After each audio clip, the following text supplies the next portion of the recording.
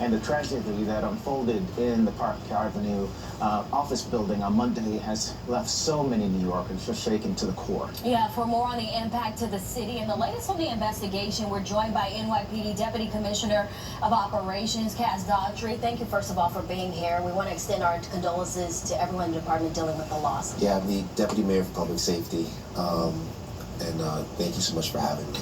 Cass, what is it about this that made it hit differently? I think that the style of how the whole totality of the incident took place, where you have an individual don't park his car on Park Avenue. Park Avenue is probably one of the most expensive blocks in the city, and just walk out in broad daylight with an assault rifle and walk in, shoot an NYPD officer, spray the lobby, shoot 2 victims in the lobby. I think that type of style, we haven't seen something like that in the city. How much time would you say elapsed between when he left that car and when he started shooting? So that car was parked around 6:25. He gets out the car around 6:26.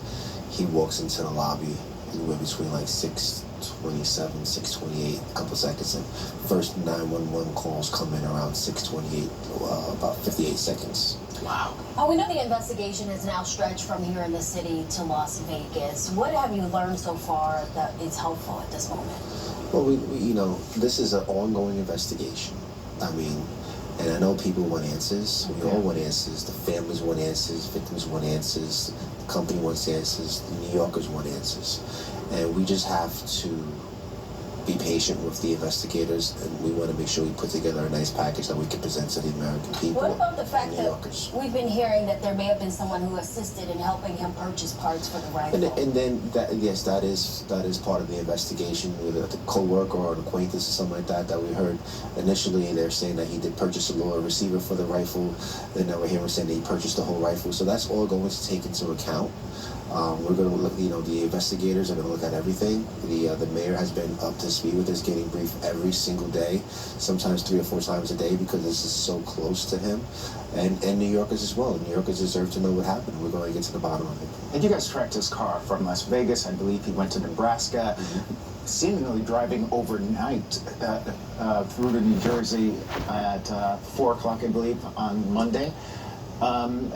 Did he stop anywhere as far as you realize? At this time, that's still in the investigation. We don't want to say the locations where he actually stopped at, because the investigators got to do their job. They're going to go put together a nice video compilation of exactly where he stopped at, who he spoke to. So that's all part of the investigation. But he actually came here with a mission, a motive, and the motive was to come here and do what America saw what he did a couple of days ago.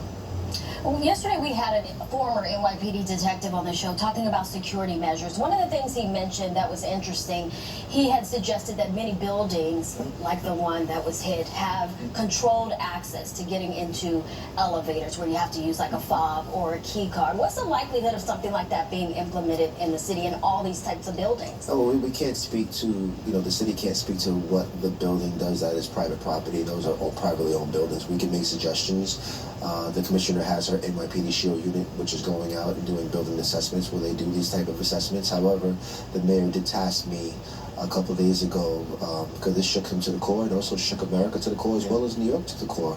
And he tasked me to find technology where we can use technology into detecting guns, weapons detection.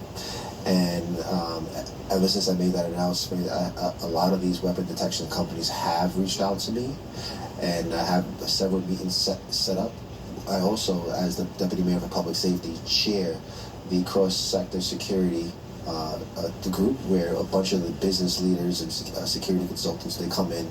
We meet once a month. And I did reach out to the committee to tell them that we are looking for weapons detection technology that we can implement in New York City. It is a tragedy, but with many tragedies, there are still some heroes. Who are the heroes in this situation? Is it the NFL employee who called back to warn his colleagues? Who were the heroes? There are just so many heroes here. You got the security officer that we believe that he was trying to get to the panic button to summons for police, and also to summons the elevator to stop them from going upstairs.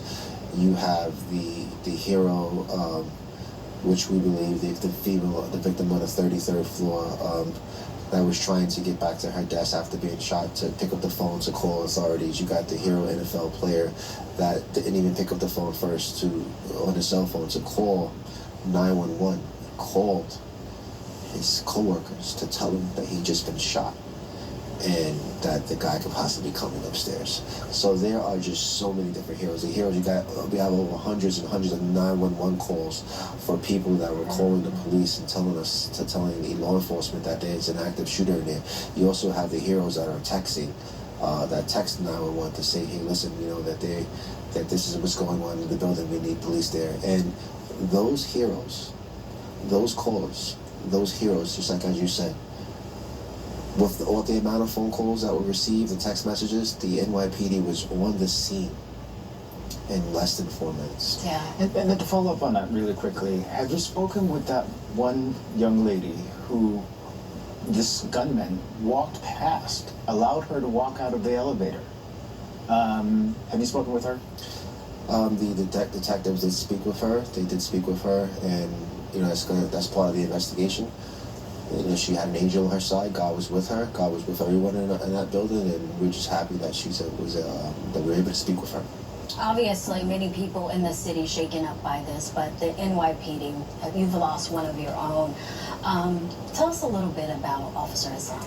So the mayor, the police commissioner, myself, we walked in to visit Officer Islam's family when they were in a private family room in the hospital. And as we got closer to the room, you can hear the pain, the cries, the yelling, the screaming, him screaming out his son's name, him yelling that this is his only son. And this is all being done through a translator because he didn't speak English that well.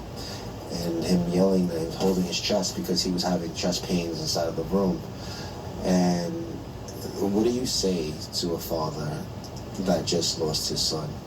What do you say to a bunch of grieving officers that just lost their fellow brother, their brother? What do you say to that?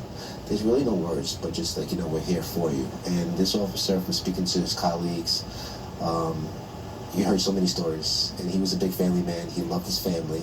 He carried his family around in his hat and his wallet. And what I tell the young officers, that we have to keep talking about Officer Islam, and that's how he will live on in all of us, but we just keep telling his story, and we never stop telling his story. And did the commissioner know one of the victims as well? I did hear that she did have one of the victims, and I'll let her talk about that. But and I'm glad you brought up the commissioner, because the response from her department that the officers got there less than 4 minutes, and they took control of that scene and restored order back right away. It's a remarkable job by the police commissioner. Kudos to her and her department for doing a great job. Yeah, especially with having a personal connection. Yep. Kaz, thank you so much. Thanks for having me. Appreciate your time. Yes. Mm-hmm. We'll be right back.